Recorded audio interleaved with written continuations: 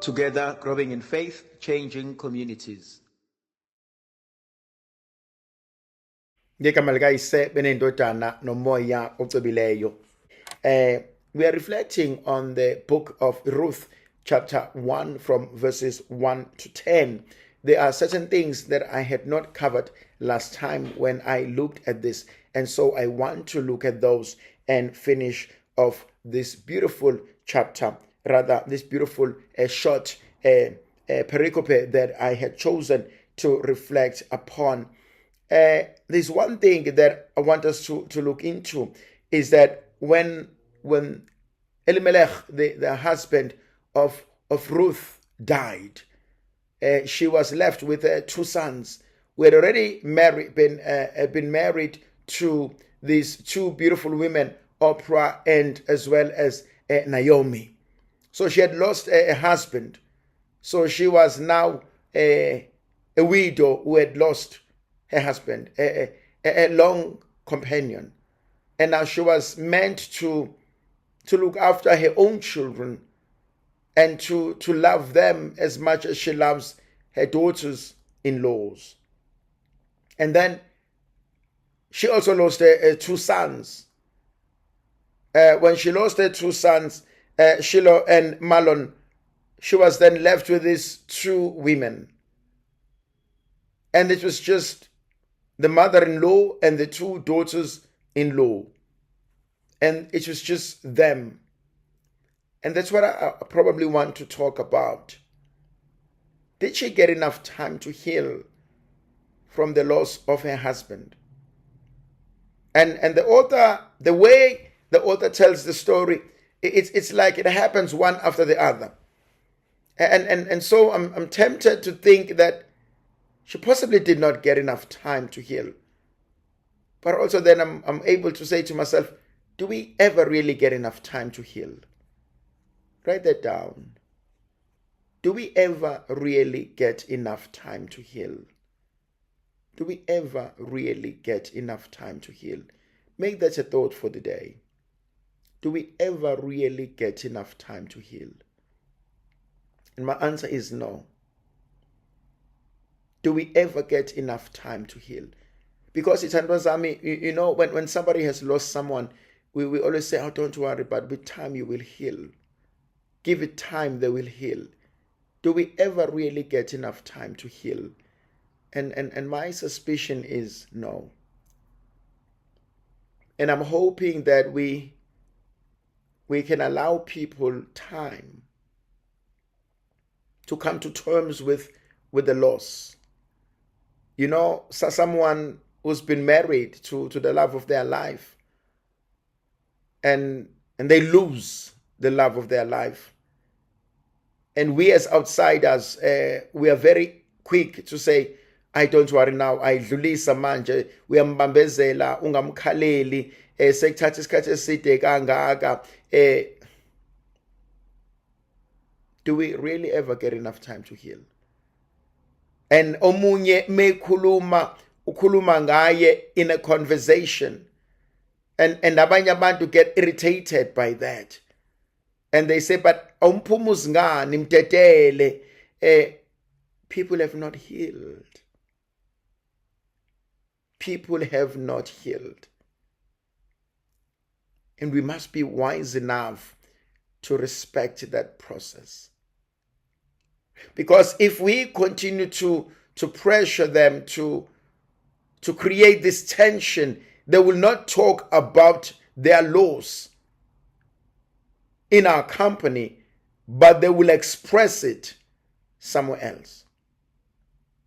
They may not be able to talk about it, but they will still express it because the pain is still there. The loss is still there. And many other feelings. You know, death brings so much. And we go through different feelings. Anger is one of them. Remorse, guilt, doubt. We even question a lot of things. And people lose not just their minds, not just their bodies, not just their hair. They lose their faith in God. Do we ever really heal? Do we ever really heal? And so I'm looking at this older woman. She's lost her husband, and immediately she loses her 2 sons. They had taken Moabite wives. One was Oprah, the other one was Ruth. They lived there for 10 years. But both the sons died. That the woman was left without her 2 sons and her husband. Verse 5. She was left without her 2 sons and her husband. I want us to talk about the loss. She had just lost her 2 sons and her husband. Baningi abantu who experience that. Yabona, I made a clip the other day when I spoke about ukufunda ungasheri, rather unga oversharing nabantu. And as I was talking about unga oversharing nabantu, my argument was quite simple. Ukuthi, as you overshare sometimes, ugeslimaza ukovershare kwethu. Ngoba ukhuluma nabantu aba wrong. Ukhuluma nabantu abangakufuneli okuhle. There's a statement that I made. And the statement that I made was quite simple. Ukuthi ekhaya egcekeni ungathola ukuthi kunesidumbu. When either you've lost a child, a brother, a sister, a mother, a father, an uncle, umkhulu, it doesn't matter. But you experience a great sense of loss. And you have lost something, and this something for you is important. Kodwa ngike ngathi mina ungathuki uma amongst ama family members khona abajabulayo ukuthi hey madoda, hey ngiyathemba ipolisi yakasibanibani izokhokha njoba usibanibani eseshonile, ngiyathemba ipolisi enjena izovuthwa, and you soon realize ukuthi your death is their fortune. Your loss is their gain. And you realize that. So ungathuki kwesinye isikhathi uma abantu bejabulela ukuxakeka kwakho. And so I look at this woman. I look at this woman and I see the sadness. She has lost everything. She has lost her husband, and she has lost her 2 sons. And obviously, she's going to spend some time in grief. Thandwa zami, I cannot quantify a sense of loss. There are people, we lose our loved one at a go. But there are people who lose the whole family in one incident. And so you realize that I thought I was going to handle the loss of this person. Go back to the reflection we had done on Job.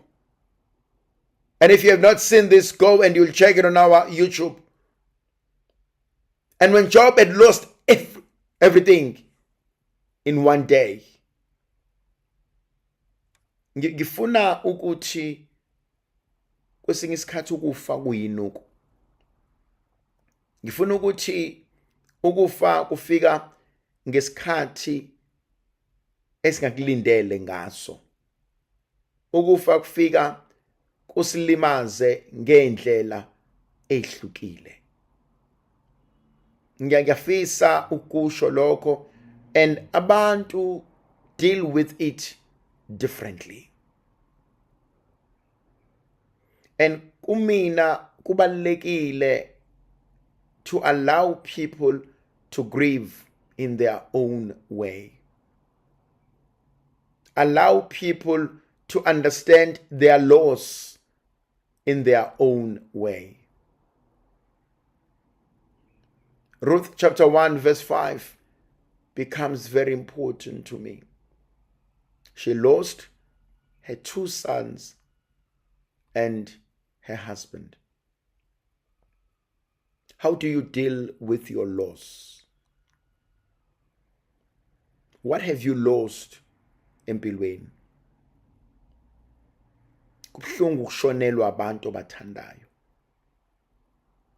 Uyabona, ngiyaye ngibuke kwesinye isikhathi impilo yomuntu ishintsha ngokushonelwa abantu abathandayo. Whether ushonelwe umyeni wakhe, uma wakhe, ubaba wakhe, izingane zakhe, oyingane zakubo, khona into eshiftayo kwabanye abantu. And ithandwa zami, I'm not saying we all grieve the same way. We all grieve differently. But I have seen in some instances where people struggle to pick up the pieces. And you realize ukuthi neimpilo zabo zihlukile.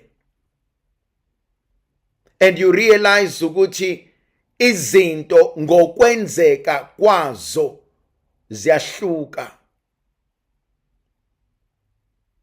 And when people lose, they hurt. And when people hurt, a lot of things happen. Ngiyafuna kodwa ukukhuluma ngokuthi people lose a lot, and we cannot deny that reality.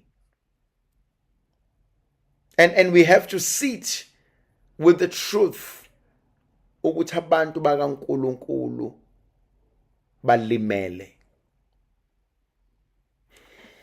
I want to go back to this verse 6. Naomi rises with her daughters-in-law to return from the country of Moab, for she had heard in the fields of Moab that the Lord had visited his people and given them food.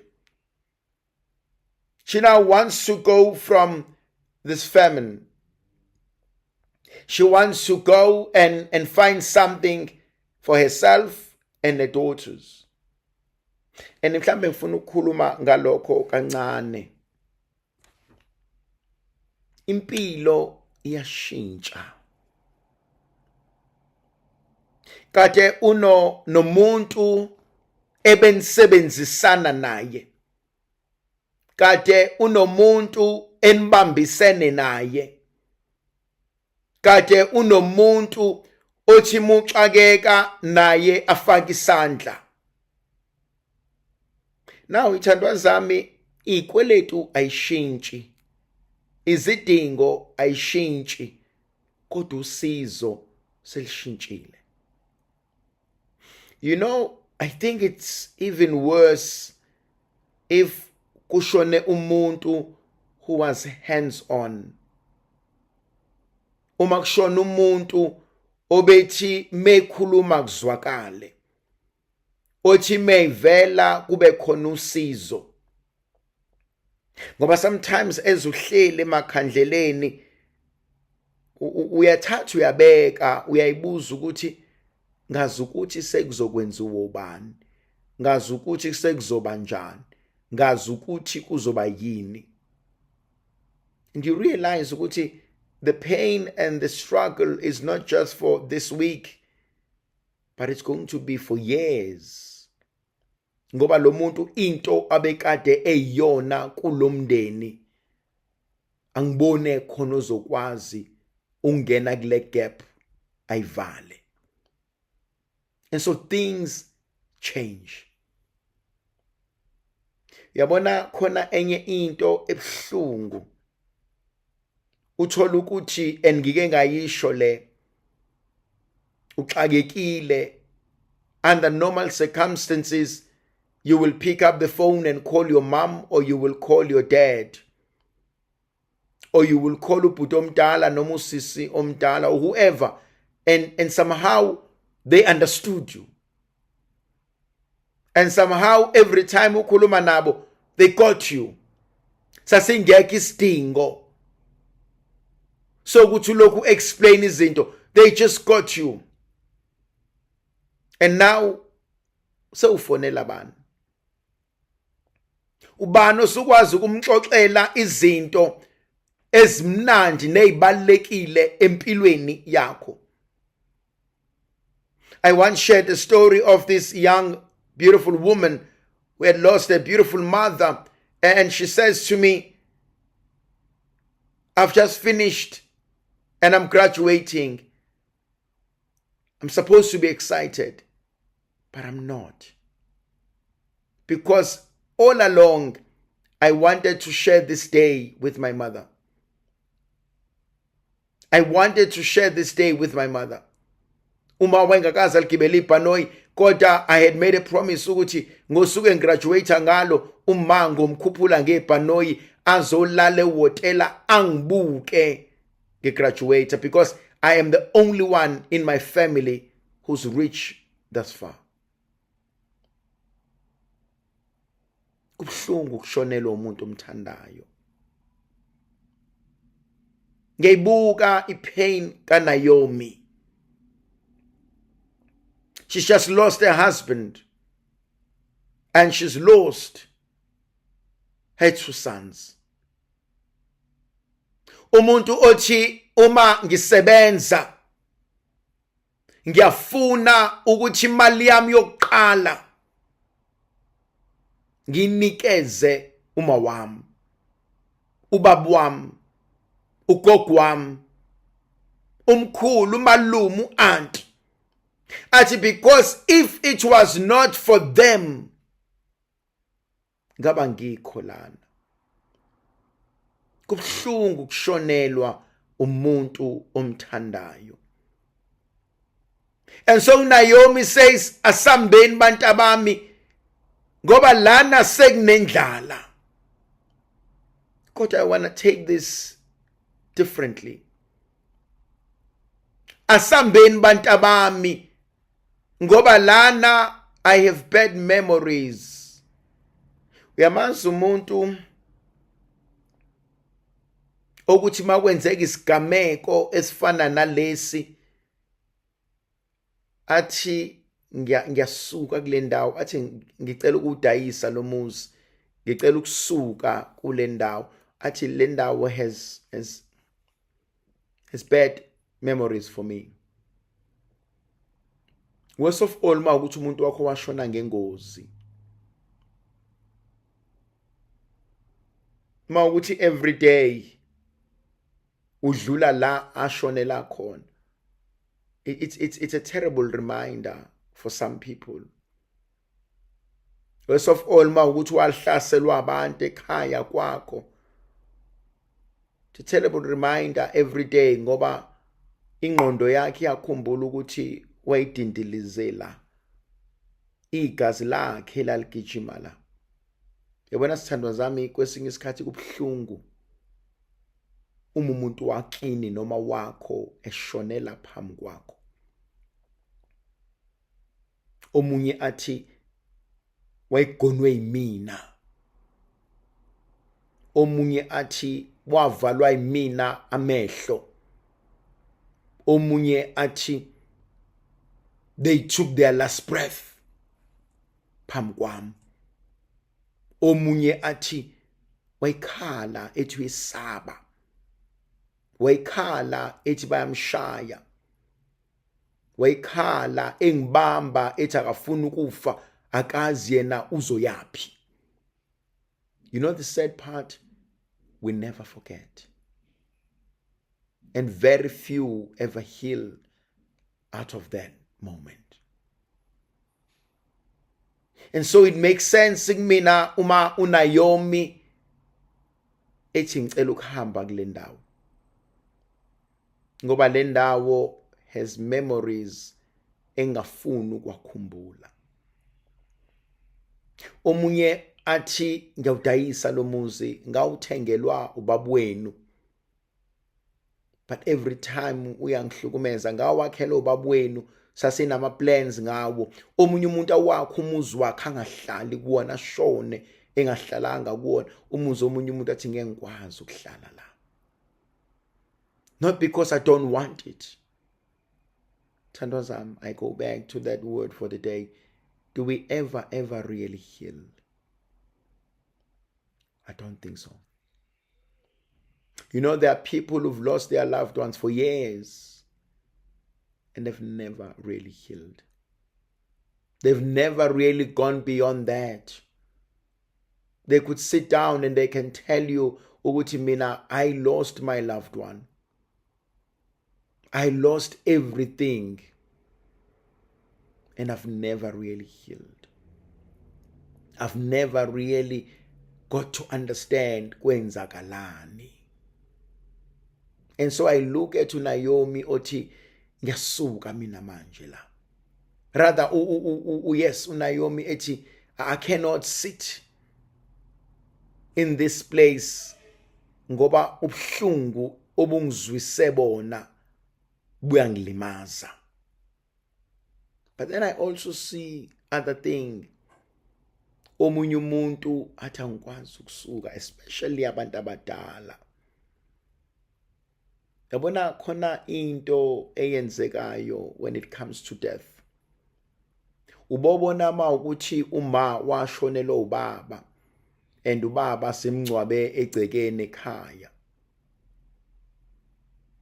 Umama sithi akazivakashele emzini yethu, uzozivakashela kodwa ngeke ahlale isikhathi eside. Uzomuzwa uma esethi ayeye ngifuna ukubuyela emzini wami. Hawu ma ujaheni emzini wakho uyohlala wedwa, athi uma hayibo umyeni wami ngizomshiya nobani. Athi hayibo ubaba wabantu abami uhleli yedwa laphana. Athi ngifuna ukuyohlala naye. Athi emzini wami hayibo ngangcwaba umyeni wami phela mina laphana, nami ngifuna ukuyohlala naye. And you realize ukuthi usemdala uma kade ashona ubaba, and uma has never really healed. She hardly speaks about ubaba, but she tells us ukuthi akafuna ukuhamba nashiya umyeni wakhe. And umyeni wakhe usemathuneni, usemalibeni, usegcekeni. Athi no, angifuni ukumshiya. Athi uhleli nobani la ekhona. Ubone ekuyena o-insistayo ukuthi asambeni siyoklina amathuna, athi umyeni wami akakwazi ukulala endaweni nje. Yabona ithandwa zami, there's something so mysterious about death in an African culture. There's something so mysterious. And we cannot deny its impact on us in different ways. Khona nye i-element engifuna ukukhuluma ngayo. In verse 7, so she set out from the place where she was with her 2 daughters-in-law, and they were on the way to return to the land of Judah. But Naomi said to her daughters-in-law, go, return each of you to her mother's house. May the Lord deal kindly with you as you have dealt with the dead and with me. Verse 8 is very painful. And it can be interpreted in different ways. Verse 8, Naomi, in verse 7, Naomi says, I'm leaving this place. In verse 8, Naomi says to her daughters-in-law, you've been so good to me. You've been so kind to your husbands, my sons. Ngiyanikhulula abantu bami nisebancane. Go back home. Go back home to your loved ones, to your mother's house. And go and heal over there and go and start afresh and go and be free from me. And I've seen people like that. Abathi angifuni ukuba umthwalo. Khulekani bantu bami. Angifuni ukuba umthwalo. Hambani nami ngizoba right. That's a positive way of looking at it. But there can also be a negative way. And you realize ukuthi hurting people hurt others. Write that down as your word for the day as well. Hurting people hurt others. Kubuhlungu kwesinye isikhathi ukuba umakoti oshonelwe umyeni. Kubuhlungu kwesinye isikhathi ukuba umakoti oshonelwe umyeni. Kuba wena ofane kufonele ama-in-laws usibanibani useshonile. Worst of all, if eshone ngendlela engachazeki. Kukhona lo mkhuba esinawo ngesintu uma kufika abantu bezobona.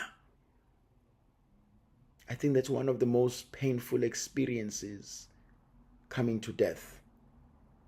Because for some reason it's an unwritten law ukuthi labantu abafikile bezobona siyabalandisa ukuthi kwenzakaleni. Imagine ukuthi inina nobabili vele enihlalayo emzini wenu umyeni wakho ashone. Uthola ukuthi ngene abantu bamdubula. Uyabona kwesinye isikhathi makufanele uexplaine kuma in-laws uzomunye umuntu ethi bayibulela ingane yami kodwa wena bakushiya. Bayibulela ingane yami kodwa wena bangakwenza lutho. Abakushayanga nangampama, awunamyocu. Abanye baze bathole ukuthukeka ukuthi hayi wena sitshela iqiniso ingane yethu ibulewe indoda yakho. Kwesinye isikhathi kubuhlungu ukushonelwa umyeni. Especially if ama-in-laws ezokuthela ngenhlamba. Ukuthi wena okwenzile lokho. Wena obuplane ukumbulala vele. Vele beningazwani, vele ubufuna into zakhe, vele bekuwukuthi kunzima ithandwa zami kwesinye isikhathi ukushonelwa umuntu obumthanda. Maqedane everyone else expect ukuthi balandise ukuthi kwenzakaleni. Worst of all ma ukuthi awazi kwenzakaleni. Uthola ukuthi bazobuza ukuthi yindaba pho mntanami balimaze yena yedwa wena usinde kanjani? Bangene kanjani endlini bamlimaza wena ukhona? Bayithathe kanjani imoto babulala yena wena bakuyeka? And kwesinye isikhathi uthola ukuthi eminye imindeni never heal. Yabona thandwa zami, umuzi nomuzi unalo aunt, unalo malume uxakile. Khona nje lo aunti ovedana abuza into engeyona yokubuzwa. Khona nje lo aunti ovedane akhuluma into engakhulunywa. Khona nje lo aunti odlovayo. Khona nje lo aunti othanda indaba. Mhlawumbe uthola ukuthi umamezala uyazwelana nawe. Mamezala uyitshela emehlweni ukuthi umntanami lona athi ngishonelwe anamukele nobabili agone athi mntanami ngiyalazi usizi lokushonelwa, kodwa uthola ukuthi uma akanankinga, odadewethu abanankinga, kodwa emndenini khona nje lo olokhu engibelesele. You know the sad part, uyabakhohlwa bonke laba abakugonayo kodwa uyamnaka lokutingelayo. For some reason inhliziyo iphakelwa. For some reason inhliziyo iyahlala kulo okuyetha ngenhlamba. Hurting people hurt others. Thandwa zami kubuhlungu ukushonelwa. Maqedane uhlale nabantu. Ngiyambuka uNaomi uma ebacela ethi godukani. Ngiyambona uNaomi ebancenga ethi hambani. Yabona khona umuntu owayiganile washonelwa umyeni, kodwa bamphatha kahle emzini, waqhubeka waba ingane yakhona. Umuzi umuntu ethi mina la ekhaya uma never treated me njengomakoti. Even esaphila ubaba wenu, uma always treated me as indodakazi yakhe. Uma bonkosi sibabelele ngithi ngiyavuka mina, athi mntanami uyababona udadewenu balele, hamba nawe uyophumula, nawe phumula ukhathele njengabantu bonke. Uma bonke bevuka, uma wayethi ayibuvukani bantu bami asibize sonke. Uma ethetha wayengakhiphi mina inyumbazana, wayisithethisa sonke. Uma esiphinto wayisenzela thina sonke. Moya ongcwele siyababonga omamezala ababe neqiniso. Siyababonga kodwa futhi nomakoti abathe mabefika la ekhaya bangabe omakoti kodwa baba amadodakazi. Lena ngishiso ukuthi umuya ku verse 8, Naomi said to her daughter-in-law, go, but the Lord grant that you may find rest, each of you in the house of your husband. Then she kissed them, and they lifted up their voices and wept. And they said to her, no, we will return with you to your people. But Naomi said, turn back, my daughters. Why will you go with me? Have I yet sons in my womb that they may become your husbands? Turn back, my daughters. Go your way. For I am too old to have a husband. And if I should say, I have hope, even if I should have a husband this night, until should I also bear sons? Would you therefore wait till they were grown?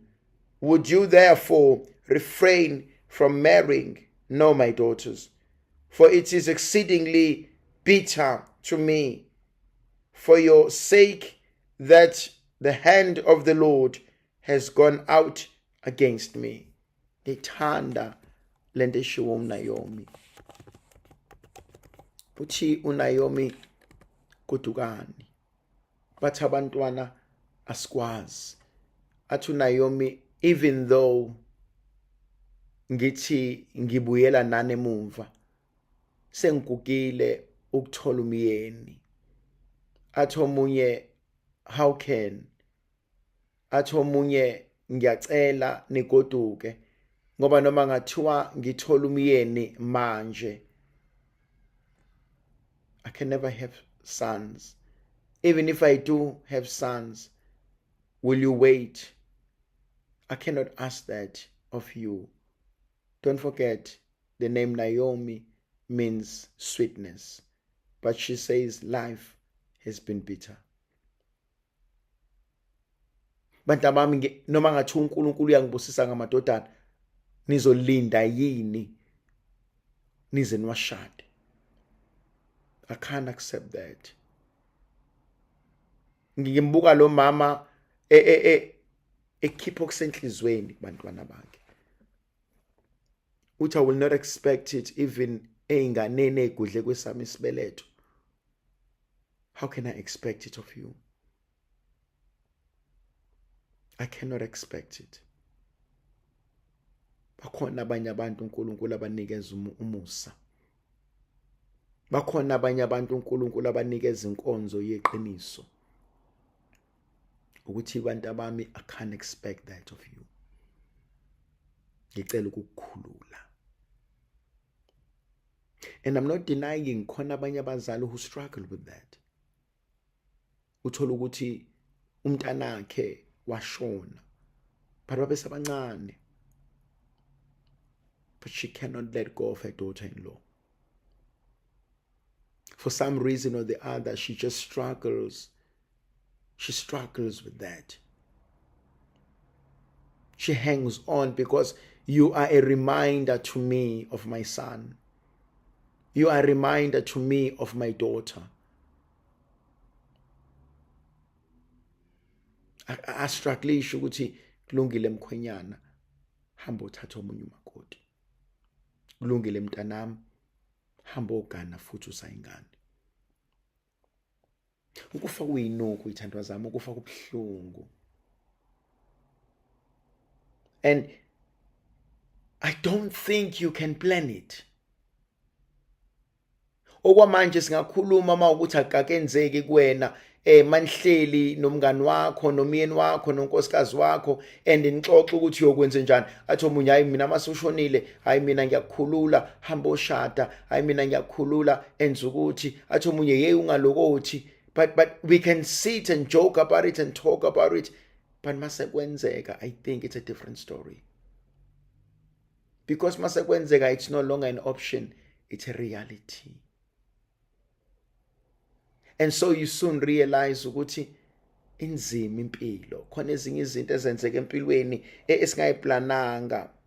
Khona ezinye izinto ezithi mazenzeka empilweni singazi ukuthi sizokwenze njani. Khona ezinye izinto ezithi mazenzeka empilweni bese sithi inkosi ufuna ngenze njani.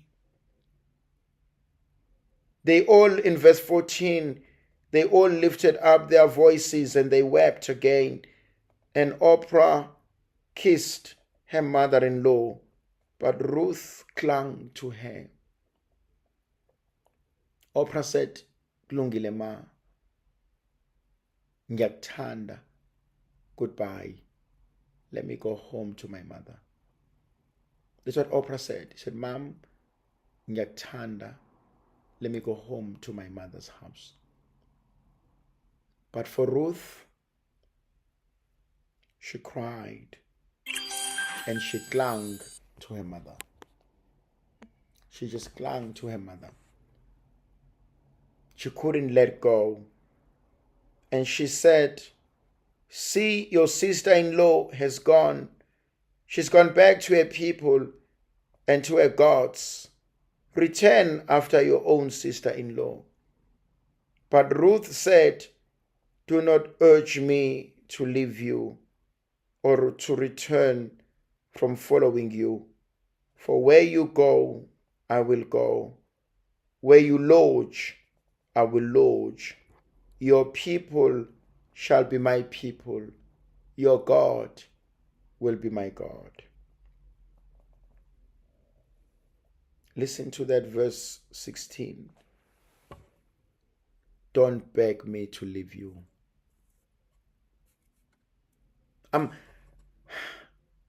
Ruth does it differently. Chandwazami, neither of them is right or wrong. There is no right and wrong here. There is no right and wrong. Each one behaves differently. There is no right and wrong. And they are all hurting. But with Ruth's words, it hit differently. It hit differently. Uyangithusa uRuth uma ethi, do not beg me to leave you. Do not urge me to leave you. Ungancengi ukuba ngikushiye, ngiyacela. And sometimes you pick this up from a young child. Ngithi no, ngiyacela, ngicela ungidedele ngihlale. Ngicela ungidedele ma ngikunakekele. Not just a daughter-in-law, even your own daughter, even your own son. Uthi hayi mntana mikhululeka ngiyeke mina ngizoba right. Buyela wena esikoleni, buyela wena emsebenzini, because sometimes as sabazali asifuni ukuba umthwalo kubantwana bethu. Athi umntwana noma khuleka ngizokunakekela. Thola ukuthi ingane yakho yomfana iyona ezokunakekela uma wayo. Uthi kodwa mntana uthi uma wami wena athi ayikho into engengikwenzela yona mina mawami. Ikuwashele, ikwenzele yonke into, ikuphekele, ikwenzele into ingane zakho zamantombazane engakwenzeli yona. Ithi ngeke ngoma wami. Kwesinye isikhathi ithandwa zami, kunabantu ezimpilweni zethu abathi mabenza izinto sishawa amahloni, abathi mabenza izinto sibabaza amandla kaNkulunkulu. Uthi uRuth, do not beg me to leave you. Do not urge me to walk away from you. Ungancengi ukuba ngikukhohlwe. Ungancengi ukuba ngingakunakekeli. It hits differently. It hit differently. Umuzwe umntanakho ethi no, angifuni. Kulungile nina ngahamba mina ngizosala noma. Kulungile mina ngeke ngiye laphana kodwa mina ngizosala nobaba. Mina ngizosala nodadewethu, mina ngizomnakekela. Uyabona, there are stories ithandwa zami ukuthi these are unsung heroes and heroines. Athi ngeke ngishade ngizokhulisa izingane zasekhaya. Athi ngeke ngishade ngizokhulisa izingane zasekhaya. Athi ngeke ngiyikofunda mina ngizohamba ngiyosebenza khona izingane zasekhaya izothola imfundo. And uthola lo muntu wayevele ehlakaniphile kodwa ayikhulekani. Mina ngizohamba ngobamba amatoho, ngizohamba ngishanele emakhishini, ngizohamba ngiwashe emizini yabantu, ngizohamba khona nina nizothola ikusasa elingcono. That I call sacrificial love.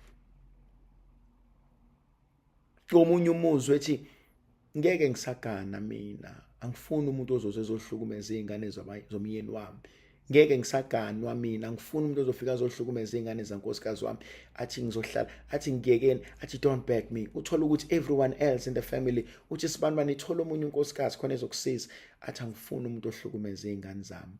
Thola omunye umyeni ozokulekelela. Athi angifuni umuntu ohlukumeza izingane zami. Athi ngizohlala nabo kunje. Athi ngiyekeni. Ave bebaningi abantu abafuna ukusidabukela.